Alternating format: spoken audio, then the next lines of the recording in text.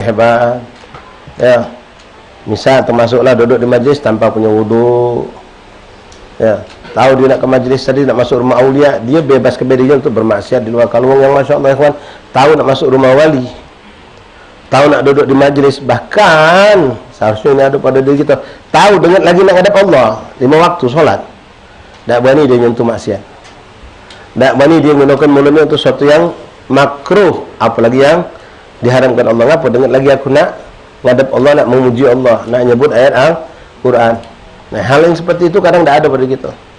Solat 5 waktu kalau sering kan kita lakukan tanpa ada persiapan yang benar-benar siap kita. Nah, sekarang majlis belah yang mungkin kita lakukan cuma seminggu sekian kali, ini 2 minggu sekali.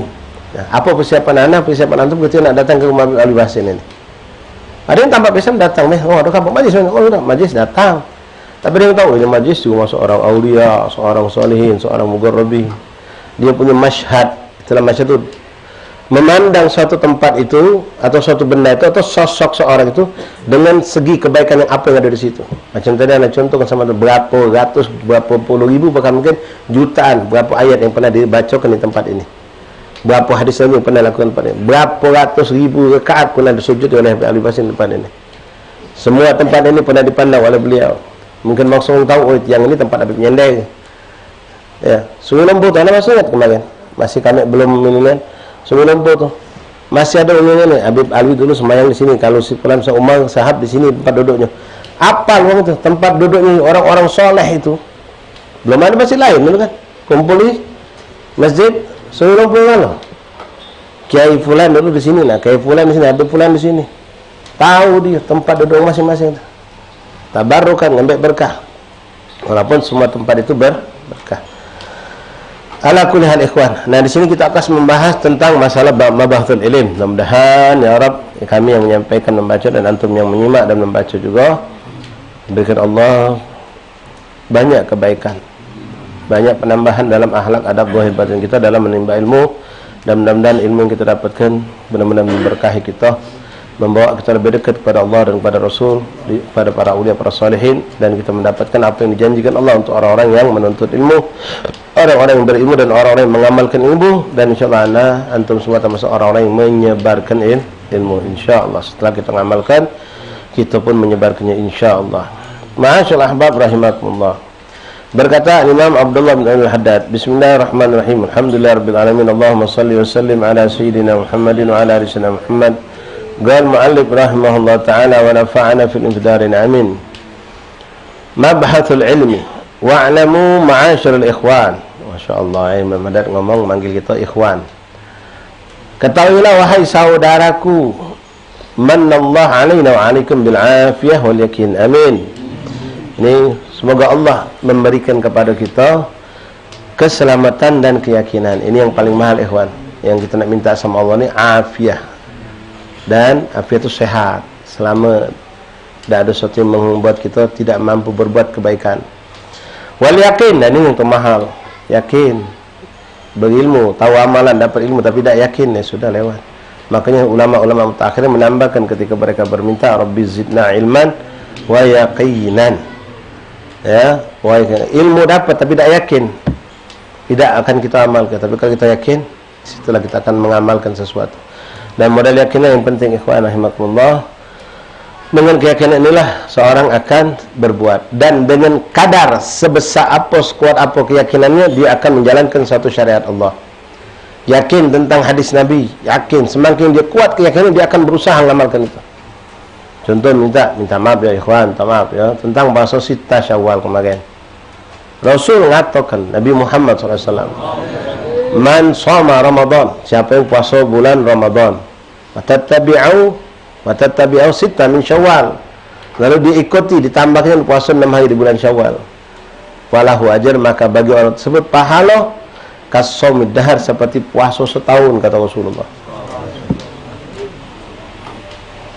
Ada yang dapat ilmu tapi tidak ada keyakinan yang muncul, tidak ada raghbah, keinginan untuk mencapai itu.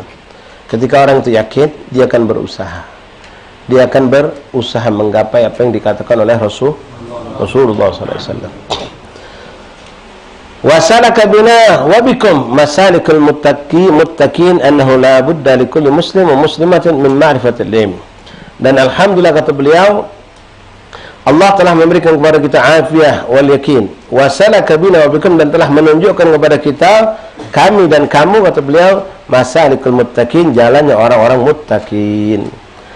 Apa itu jalannya orang muttaqin? Annahu la budda li kulli muslim wal muslim, yaitu setiap orang muslim, laki dan perempuan, min ma'rifatil ilm, haruslah memiliki ilmu. Nah, ilmu itu banyak dan luas. Apakah kita ni harus menguasai ilmu yang luas?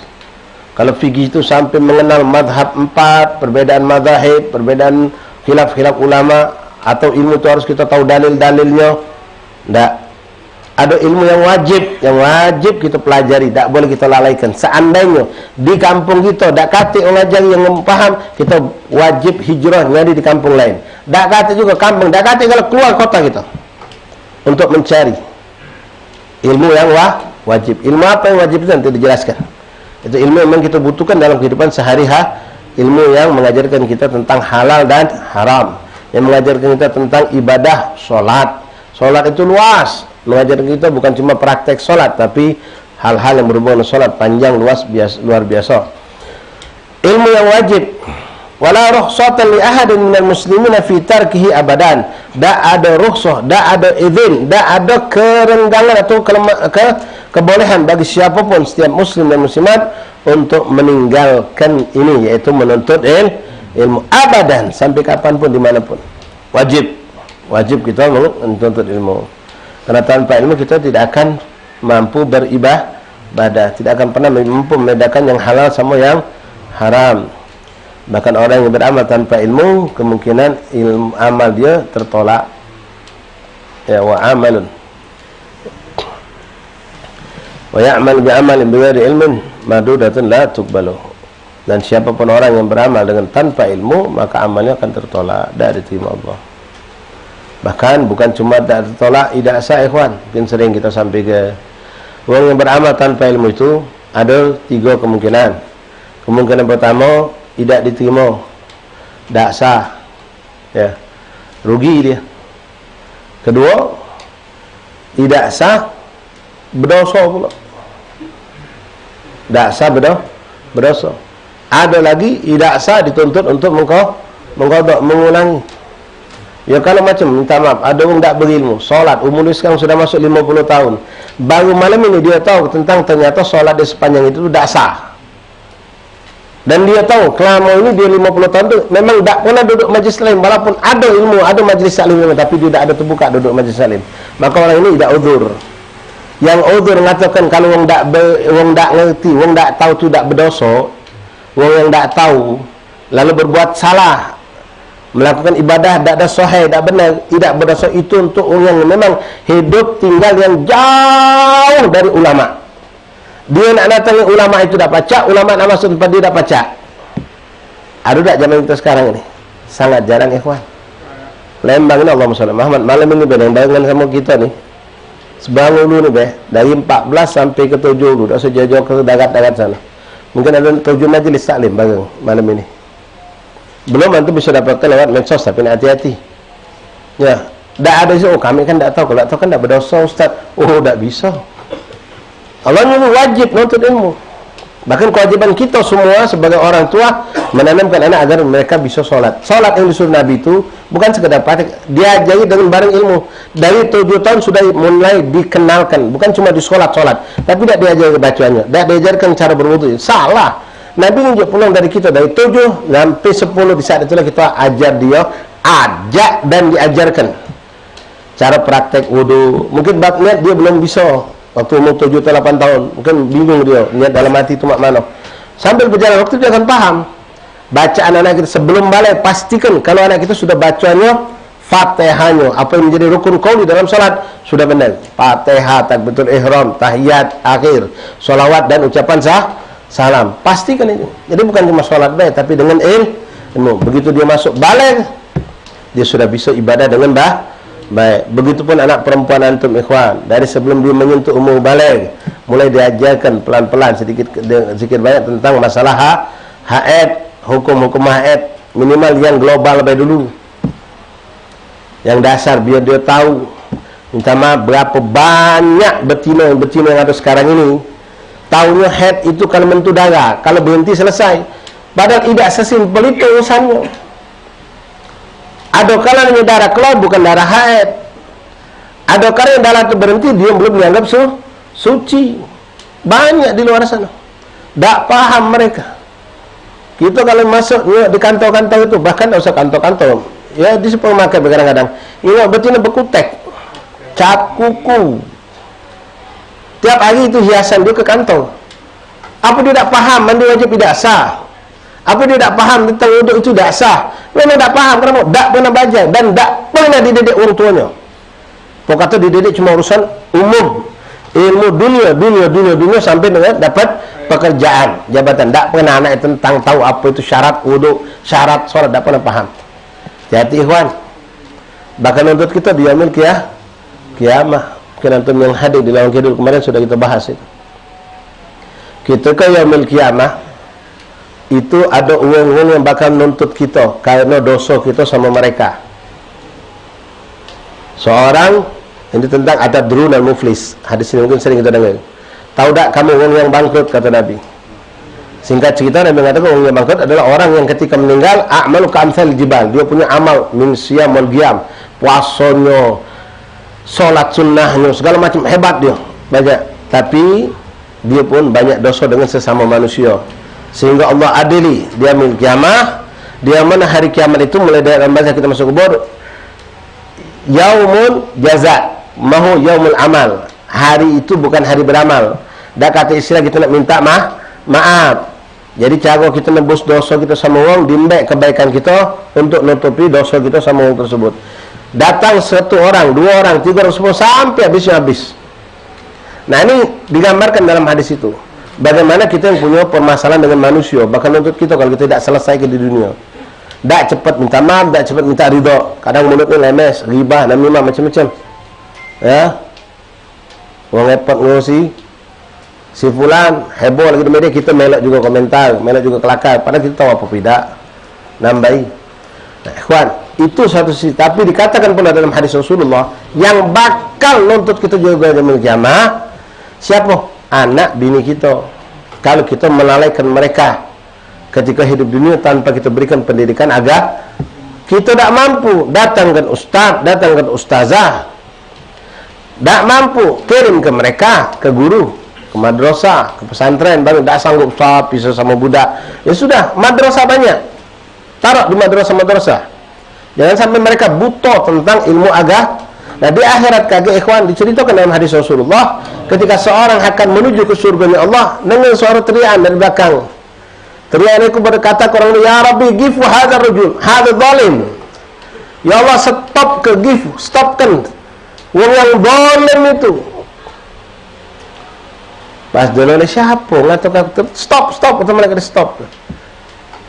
Siapa yang ngatuk aku zalim ni? Pas dulu oleh juga, no, anak bini dewek. Anak bini dewek. Lalu dia ngungkit, zalim apa aku? Ku berikan kamu makanan yang layak, tempat tinggal yang layak, segala macam. Bangkel ini urusan dunia. Ya, anaknya. Tapi kau tak memberikan kami pendidikan agama. Tak pernah kau arahkan kami untuk mengenal yang diwajibkan Allah untuk kami kenal, halal, haram, segala macam. Kau biarkan kami berbuat dosa.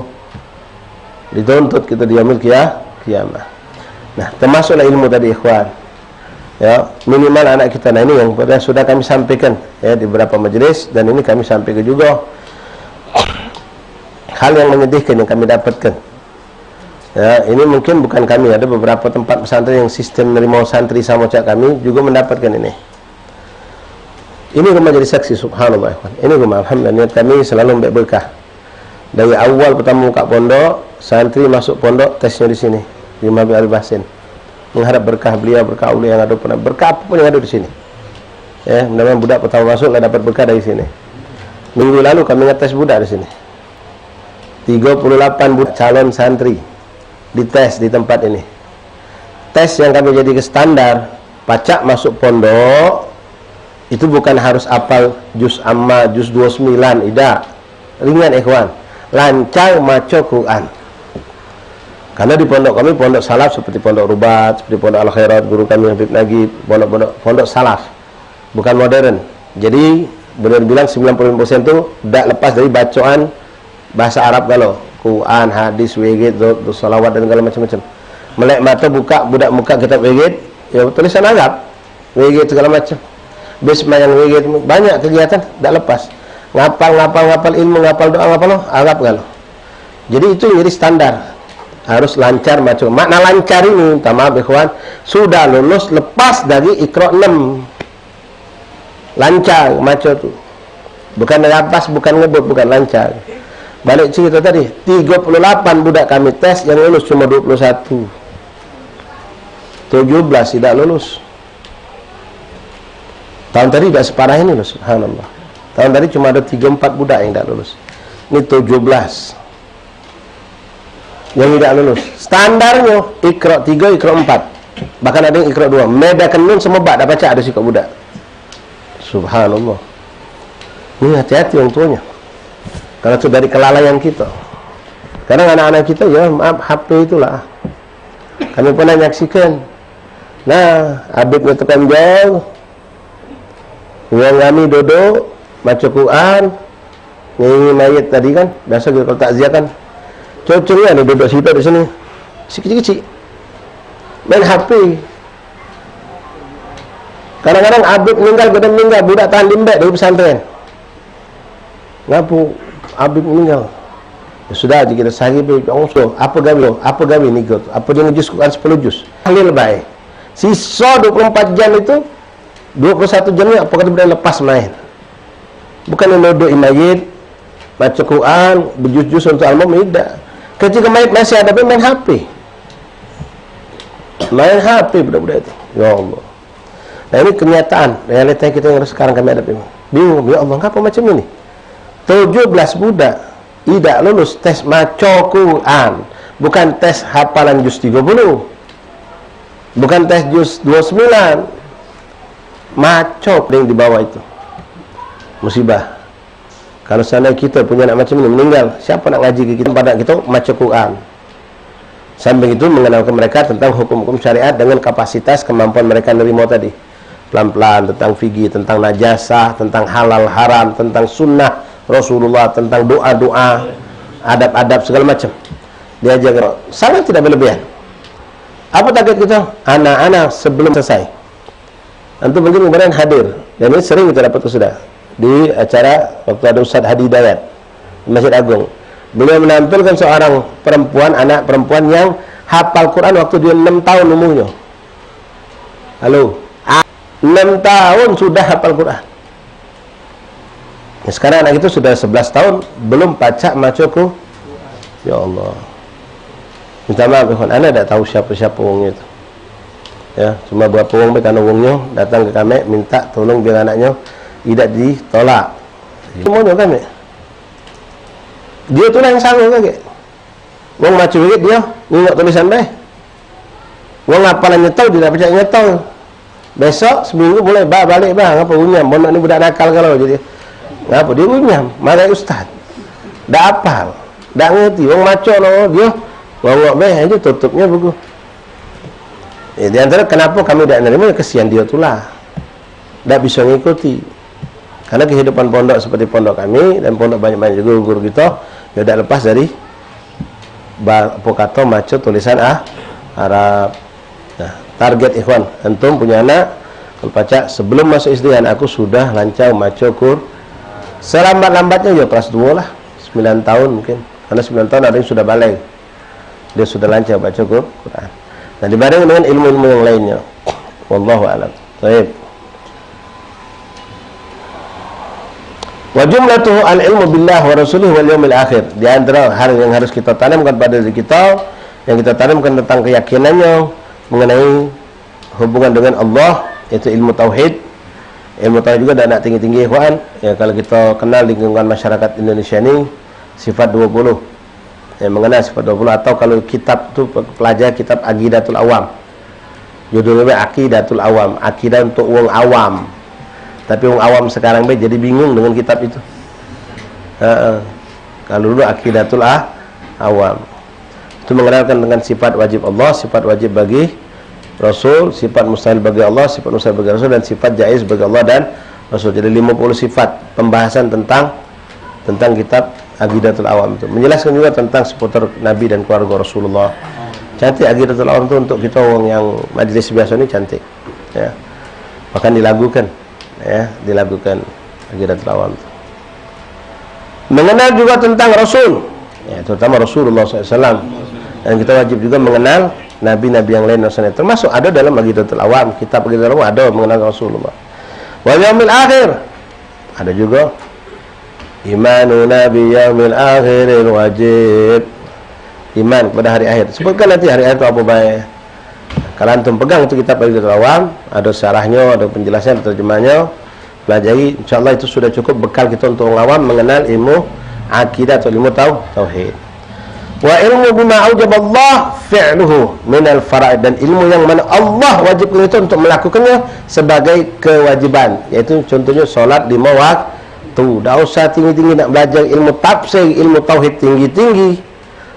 Ya, nak belajar nahwu sharaf kamu orang awam, tak maaf ya. Sementara bab wudu belum paham, yang batal wudu belum tahu, syarat solat masih belum paham, kaget dulu. Penuhi dulu yang wajib, ini wajib, bahkan nomor 1 wajib dari semua yang wajib.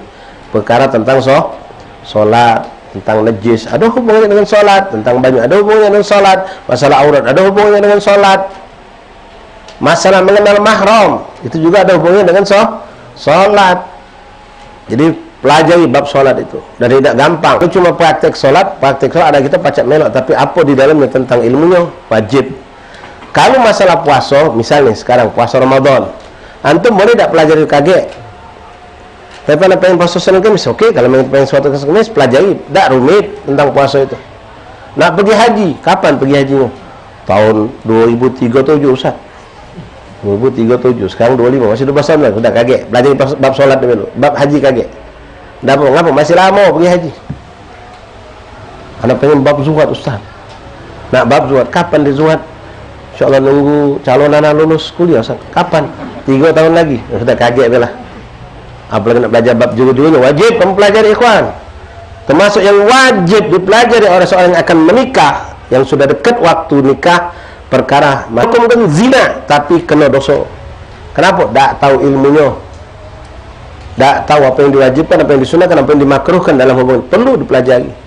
Tapi kaget kalau sudah dekat-dekat hari H, karena belajar tentang hal-hal yang urusan dalam kamar itu, biar berkah rumah tangga kita. Itu semua perlu dipelajari. Termasuk antum nak berdagang, kapan nak mulai dagang? InsyaAllah habis sana selesai sekolah ni, abang nak megang anak toko. Sekarang kelas 2 SMA, berarti dagangnya kapan? Kaget, masih lama. Boleh nanti tunda. Yang wajib dulu tentang solat ini, apa yang membatalkan solat, apa yang disunnahkan kita sujud sahwi, pelajari, pahami, kuasai. Itu yang dasar wajib bagi setiap muslim dan muslimah mempelajarinya. Bab wudu, apa yang membatalkan wudu, ya, apa yang dibolehkan, apa yang tidak dibolehkan, semua. Wa bima aujaba tarkuhum minal maharim, dan semua apa yang wajib kita ketahui juga tentang apa yang wajib kita tinggalkan dari hal-hal yang diharamkan oleh Allah. Qala Rasulullah, waqad qala Rasulullah sallallahu alaihi wasallam, talabul ilmi faridatun ala kulli muslim, dalam riwayat wa muslimatin. Wa qala alaihi salatu wasallam, utlubul ilma wa la bisin. Talabul ilm, menuntut ilmu wajib bagi orang muslim. Ilmu yang wajib, sekali lagi ilmu yang wajib dituntut itu ilmu yang wajib tadi. Kalau yang tidak wajib tak usahlah, kaget bela. Kalau nanti memang seorang talabul ilm, santri boleh nak luas ilmu, niat nak berdakwah, butuh banyak luaskan ilmu setelah menguasai ilmu yang pertama. Tapi kalau kita orang awam, mungkin ilmu yang kita butuhkan cukup dengan apa yang kita dapat dari majlis-majlis, lalu perbanyaklah ibadah untuk kamu orang awam setelah menguasai ilmu-ilmu yang wajib. Rasul mengatakan dalam hadisnya, utlubul ilma walau bisin, tuntutlah ilmu walau sampai ke negeri Cina. Yang apa sampai ke Cina tu? Ya, ulama ada yang secara simpel mengatakan karena saat itu orang Arab mengenal negeri yang paling jauh adalah Cina. Menunjukkan ini maknanya kejar ilmu walaupun sejauh manapun kejar ilmu itu. Bukan berarti harus nak pergi ke Cina. Ya, boleh nak belajar ke Cina, boleh. Ya, tapi kalau Indonesia ada di Palembang orang apa nak Itu sangking, ini maknanya, isyarat kejarlah ilmu walaupun sampai ke negeri yang jauh. Nah, ada juga sebagian orang meneliti Cina itu mereka punya peradaban dan pakaian mereka itu sopan. Kalau antum hobi nonton Jet Li, nonton siapa lagi? Jackie Chan barangkali. Antum juga kalau yang film-film Cina lama itu betinonya, mana ada yang terbuka sini? Rapi kalau, bahkan berlapis-lapis baju mereka. Nah, ada yang lembek dari situ. Adat etika di Cina itu Masya Allah. Dan dia sudah ada Cina itu sebelum kita mengenal Nusantara ini. Ya, negeri Arab sudah ada, mereka sudah ada peradaban, sudah ada etika, sudah ada macam-macam yang bisa diembek kebaikan-kebaikan itu. Ada yang lembek dari situ mengatakan, ya Allah alam, jelas paling utama itu makna yang pertama tadi. Karena saat itu yang paling dikenal orang Arab, negeri paling jauh adalah Cina. Makanya maknanya bukan harus pergi ke negeri Cina. Artinya sejauh manapun, walaupun sampai yang paling jauh, kalau memang ilmu itu adanya cuma di sana, kejar, kata Rasulullah sallallahu alaihi wasallam. Wallahu a'lam bishawab. Ingat sudah masuk waktu Isya. Kita cukupkan sampai sini. Insyaallah kita lanjut lagi pada pertemuan 2 minggu yang akan datang insyaallah taala. Wallahu a'lam bishawab. Bismillahirrahmanirrahim. Alhamdulillahirabbil alamin. Allahumma shalli wa sallim ala sayyidina Muhammadin wa ala ali sayyidina Muhammad. Ya Rabbana ya Rabbana unsur lana juyushana hayyirhum bi quwwatin ala yahudil muhtadin. Ya Allah ya Rabbi hamiril yahud annaka bil'uhud khazil adaban da'iman ala quwwatin zalimin. Ya Allah Mustafa أهل الوفاء المسلمين. يا الله مرتضى جد يا إلهي بالرضا ارحم صغار المؤمنين. يا الله بنت الرسول جد يا إلهي بالرسول ثم الحسن سالت بين الظالم. يا الله آمين. يا الله آمين. يا الله آمين. آمين يا رب العالمين. Live-nya jangan dimatikan dulu. Fadhal adzan isya. Bisa adzan isya ada yang kita bahas sedikit, ada pertanyaan. Fadhal adzan.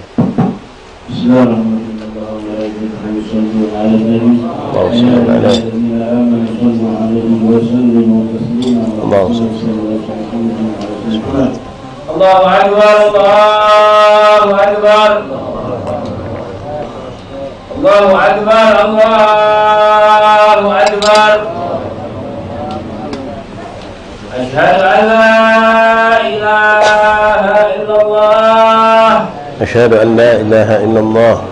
أشهد أن لا إله إلا الله. أشهد أن لا إله إلا الله. أشهد أن محمد رسول الله. أشهد أن محمد رسول الله. أشهد أن محمد رسول الله. أشهد أن محمد رسول الله. حي على الصلاة.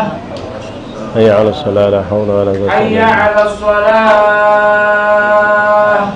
لا حول ولا قوة إلا بالله العلي العظيم. حي على الفلاح. حي على الفلاح. لا حول ولا قوة إلا بالله العلي. حي على الفلاح. لا حول ولا قوة إلا بالله العلي العظيم. الله أكبر، الله أكبر. الله أكبر، الله أكبر. لا إله إلا الله. لا إله إلا الله محمد رسول الله صلى الله عليه وآله وصحبه وسلم تسليما. اللهم صل على سيدنا محمد وعلى آل سيدنا مولانا محمد. اللهم رب هذه الدعوة التامة والصلاة القائمة سيدنا محمد صلى الله عليه وسلم وسيلة الفضيلة والشرف والدرجة العالية رفيعا وبعثه مقام محمودا الذي وأتى يا أرحم الراحمين. ربي اغفر لي ولدي، ربي اغفر لي ولدي، ربي اغفر لي ولدي، ربي اغفر لي ولدي، ربي اغفر لي ولدي وارحمهما كما ربياني صغيرا. اللهم إنا نسألك العفو والعافية والمعافاة الدائمة في الدنيا والآخرة. صلى الله على سيدنا محمد وآله وصحبه وسلم. الحمد لله رب العالمين. ورحمكم الله. Ini qasidah Abi Ali Bahsin ya, kita alhamdulillah lazimkan di majlis kita, majlis zikir ziarah juga, yang mana beliau sudah nulis ini kurang lebih 55 tahun yang lewat. Di sini beliau menyebutkan di antara itu, ya Rabbi damiril yahud an-nakithina lil uhud. Ya Allah, hancurkanlah Yahudi itu yang selalu mengingkari janji.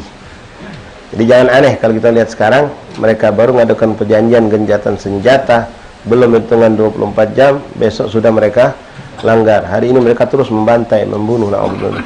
Memang itulah sifat orang Yahudi dari zaman Rasulullah, bahkan dari sebelum Rasulullah, berapa ratus, mungkin ribuan jumlah anbiya wa rasul yang dibunuh oleh mereka. Na'udzubillah min dzalik. Bahkan ya Rasulullah sendiri dicoba oleh mereka untuk dibunuh, dikhianati. Sudah ada perjanjian sama Nabi, mereka khianati sampai mereka diusir oleh wahagada ya. Nah, sini kebetulan ada pertanyaan ikhwan. Pertanyaan ini mungkin kita ngalami ya. Ingat isaknya masih muda, tidak apa-apa. Bismillah. Ada pertanyaannya dua, sampai kita jawab dua-duanya. Kalau tidak cukup ya sikap waktu. Bismillah. Bagaimana sikap kita sebagai anak terhadap orang tua yang kepengennya menjodohkan kita ini anaknya sama si fulanah, sama si fulanah yang dijodohkan orang tuanya, tetapi dengan fulanah pilihannya sendiri. Tapi anaknya ini tidak suka kepada pilihan emak atau bapak yang tadi yang dijodohkan. Dia pengen dengan pilihannya dewek. Budak sekarang cak itu galau. Iya. Budak sekarang cak itu galau.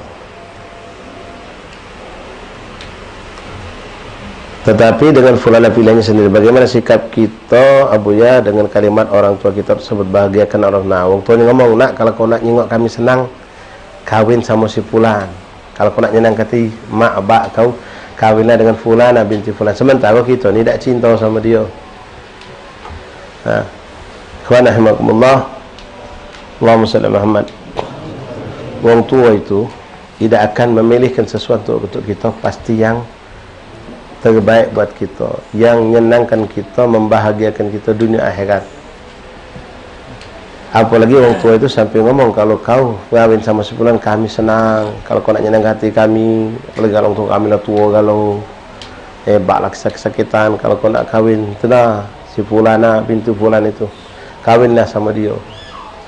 Mentara kita ni salahnya kita pertama, kita lah milih dewek. Itu pertama, sehingga kita nak nerimanya kawin terserah mak bak aku.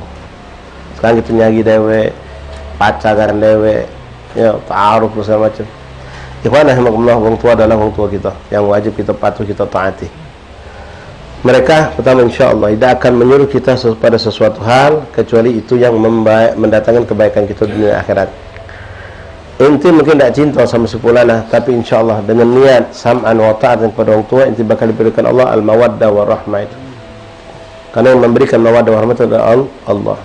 Dan sukses dunia akhirat sepanjang itu pasti diridhoi Allah dengan itu mencari ridho orang tua tadi. Tapi Ustaz, nah, anak tu tak demen gini sama musik tina itu. Sekarang lantaran apa bapak ente menjodohkan itu? Kalau bapak ente sama ente terkesan di situ ada kezaliman, ente orang saleh dikawinkan dengan perempuan yang toleh, cuma lantaran masalahnya masalah duit. Bak kita ni materialis, buta, cinta dunia, ngebu-gebu. Nak ngawinkan anak kita yang ya alhamdulillah yang baik, nutup aurat, tidak ya sombong aduh, kata bayan akhiratnya.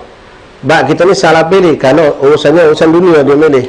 Ya kita boleh menolak dengan cara bermusyawarah, dengan cara baik. Dengan cara baik kita ngomong baik-baik sambil berdoa minta sama Allah. Jangan kita pun langsung ada kalau bak ni mengata bapak kita mata dunia, mata duitan, haram, tak boleh. Kalau memang itu yang jadi landasan mereka, ya salah landasan mereka ini dunia, yang mana kita tahu ini bukan suatu pilihan yang baik menurut syariat Allah, maka boleh ente nolak dengan cara yang baik. Ente tidak bisa lewat uang lain yang bisa mungkin membuka pikiran dan hati mereka. Mungkin ada ustaz atau ustazah, mungkin kalau posisi kita sebagai perempuan, kita perempuan nak dikawinkan dengan laki-laki yang maaf, laki-laki ini tidak pernah menyentuh majelis, sholat Senin Kemis. Bahkan dia punya usaha yang sekarang dibanggakan, banyak haramnya. Kita bakal terjebak. Hati-hati ikhwan, menikahkan seorang anak perempuan terutama kepada orang yang tidak sekufu dalam urusan dunia akhiratnya, itu termasuk kezaliman orang tua terhadap anak. Anak solehah dikawinkan dengan yang toleh, kenal ustaz tidak, ke majlis tidak, gawinya buruk, maksiat banyak, terkenal dengan kemungkarannya, kita kawinkan demi dunia tadi, misalnya maka ini suatu kezaliman dari orang tua terhadap anak. Jadi sebagai seorang anak, kalau memang tidak seperti itu, cuma masalah aku ni lah cinta kepada si fulana, kita tak mau nih mau tahu orang tua kita, ini bahaya ya kawan. Ini bahaya. Bos ente cinta sama ente, lalu dia ngomong, Jul, kau galak dah kawin sama anak aku. Anaknya nih, maaf kata embean, gaya tak belagak, cuma menangi anak bos. Kita tahu kalau kita tidak iya kan, misal sesep untungnya dari gawian, kira-kira ente iya ke tak, ente iya kan, ente zalim sudah. Mak bapak kita di pucuk mereka galau-galau ya kawan. Lepas kebetinan ini coba baik-baik. Kalau nanti maaf sudah kepincut, sudah pacaran misalnya baik, walaupun itu bukan satu cara yang benar ya, pacaran itu tidak dihalalkan dalam syariat Allah. Lepas ke baik-baik, balik kepada urusan ini kepada Allah, senangkan hati mereka, meloi, gawi ke, zuat, nikahlah. Insya Allah keberkahan ente bakal dapatkan, keberkahan ente bakal dapatkan. Kecuali tadi ya, kalau memang orang tua kita ini mungkin tidak tahu tentang hal ikhwal, keburukan-keburukan yang ada di keluarga itu, di perempuan itu atau di laki-laki itu. Nah ini butuh tabayun, dijelaskan pelan-pelan dengan cago. Jangan langsung hiteng-hiteng, tak kalah mak pokoknya, aku tak kalah, aku nak sama si anu tu lah, pokoknya mak mana tak kalah aku, kalau tidak aku mending aku gila. Nah, hari mending aku tak kahwin gitu ya. Kalau tak sama si fulan aku biarlah tak kahwin. Ada dia betina, kalau aku tak sama si fulan, dia betina tadi, biarlah aku tak kahwin. Nah, kau. Ada sejuta lebih dah dengan gue tahan dengan resiko. Demi tahan pun naudzubillah dia tidak mengikuti kehendak untuk lain. Kalau untuk tadi salah, ikhwan. Ya, cuma bedanya ini lebih ganteng, yang di dua-duanya tidak perlu ganteng, lebih kaya tidak perlu kaya. Urusan-urusan yang zahir, hendak baik. Insyaallah dengan ente ridho dengan apabila orang tua ini, dia akan dijadikan Allah soleh. Kalau tidak soleh akan dijadikan Allah soleha. Karena kunci itu ada di tangan orang tua. Ridho Allah fi ridhil walidain. Ini kunci ikhwan. Ayo Ustaz, pacak ngomong baik. Kalau Ustaz ngalamin tidak tentu tidak ya. Memang inilah yang harus antum lakukan. Afwan, titik salah pertama kita sudah ngecup duluan, milih duluan. Seharusnya tidak boleh ikhwan. Ya. Kalaupun ente ada keinginan ngomong sama bah, ini pengen pengantin bah. Anilah sudah ada nyingok sikap betina. Ya. Siapa? Oh jangan nak, aku tak ada cocok sama keluarga itu juga gitu. Walaupun maaf budaknya soleha bagus, tapi orang tuanya mungkin dipandang untuk itu tidak bagus. Ada sejarah di belakang yang tidak bagus misalnya, atau dia tahu aib lain, sudah sam'an wa ta'atan. Anda kenal seorang sahabat, seorang habaib, kayo rayo hebat. Bahkan anda menyaksikan zaman Soeharto, anda tu masih di Jakarta, memberikan bagi ke Habib ustaz yang datang tu $100 sewang. Dolar, bukan $100,000, bukan dolar baginya pakai amplop. Sekarang lah sudah mengentah berapa tu. Kayo raja. Apa kata yomi sampai jodohnya pun ditentukan orang tuanya. Yomi marhaba. Nurut dia. Dia tak buka pintu untuk milih dewek. Inilah kesan kita galak milih dewek. Milih dewek, kepincut, kecinta, walaupun solehah menurut ente. Walaupun dia ustazah, lulusan dari mana pula dia, tapi orang tua kita tetap punya hak lebih. Punya hak lebih. Begitu juga kita sama guru, ikhwan. Anak kita berguru sama Habib Fulan, Kiai Fulan. Begitu lulus, kami saya ke sama Habib. Hatta wakam di zaman masih ada. Nak jodohkan sama siapa kami elah Ustaz. Orang tua kita nyerahkan sama gurunya. Nak dikawin sama kemudian kami nerima. Sampai macam itu ada. Nah kita seorang tua kita tidak ya, sam'an wa ta'atan. Kalau ente mengatakan tadi benturan dengan apa ini, ente yang salah. Kenapa ente milih duluan? Orang tua ente tidak bakal memberikan sesuatu untuk kita kecuali yang terbaik buat kita. Kecuali tadilah kalau memang ada hal-hal yang memang menyimpang dari syariat Allah, kita boleh nolak itu dengan cara baik, kita ucapkan dengan cara yang baik, kita jelaskan apa sebab kita untuk menolak tadi. La ilaha illallah. Kita ada istikharah, ada musyawarah. Boleh jadi apa yang kita takutkan itu buruk, berkat kita ridha orang tua kita dapat, Allah balik dengan jadi satu kebaikan, kebajikan. Dan biasanya ikhwan, alhamdulillah minta maaf kalau kita maksa tidak galak dengan pilihan orang tua kita, sementara pilihan yang tidak ada bermasalah, tetap ngotot dengan pilihan kita itulah, tidak akan bahagia hidup kita, tidak akan bahagia, tidak berkah, alhamdulillah. Apalagi orang tua kita ngomong, tolong nak kau kawin sebulan, nak nyenangkan hati kami, kawinlah sebulan. Sampai agak memelas ngomong tuh, jangan sampai kecewakan. La ilaha illallah. Terus yang kedua, kalau kita takut nikah, karena hampir semua pernikahan di sekitar kita tidak bahagia, gimana ibu ya? Oh, tidak boleh, nikah itu sunnah Rasulullah. Bahkan hukum nikah boleh jadi wajib bagi orang yang membutuhkan. Boleh jadi apa yang terjadi pada orang-orang lain, si fulan kawin, kawan aku ada 5 ustaz, kawin baru 2 tahun, ada yang setahun, ada yang baru 4 tahun, curiga lu, jadi aku ni takut nak kawin. Tidak jadi alasan. Ya, tidak boleh jadi alasan. Kalian tidak cari tahu apa sebab mereka sampai pisah, boleh buat jaga diri jangan sampai terpisah. Nah, balik tadi pertama ikhwan, baliklah juga dengan hubungan orang tua tadi. Boleh jadi karena mereka menikah bukan karena pilihan orang tua dipaksa untuk ridho, makanya ketika kawin tidak lama fata morgana kalau ikhwan, ya, yang kita katakan cantik belagak sore, ternyata mungkin efeknya dari situ tadi juga, karena orang tua kita tidak ridho. Mungkin niat kita kawin sudah salah, maaf ya, karena itu sudah puas pacaran sebelum itu kawin, sehingga sudah hambar, tidak ada kenikmatan lagi di rumah tangga. Ente salah pilih, boleh jadi yang ente jadikan kacau pilihan itu bukan kacamata syariat. Ya, kalau kita memang nikah dites kuno nilai, ketenangan kita bakal dapatkan dari hari kita.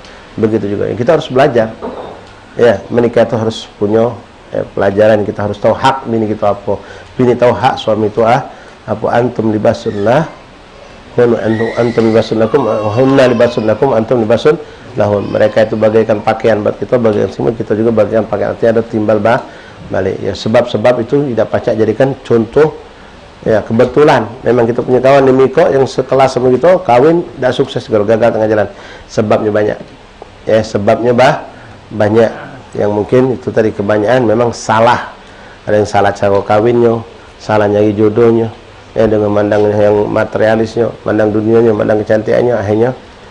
Dan salah satu sebab paling banyak itu karena balik kepada yang kita bahas, tak pakai ilmu, dia tak tahu, dia tak paham, sehingga dia membawakan dengan hawa nafsunya, dengan gampang ucapan cerai, ucapan putus segala macam lah.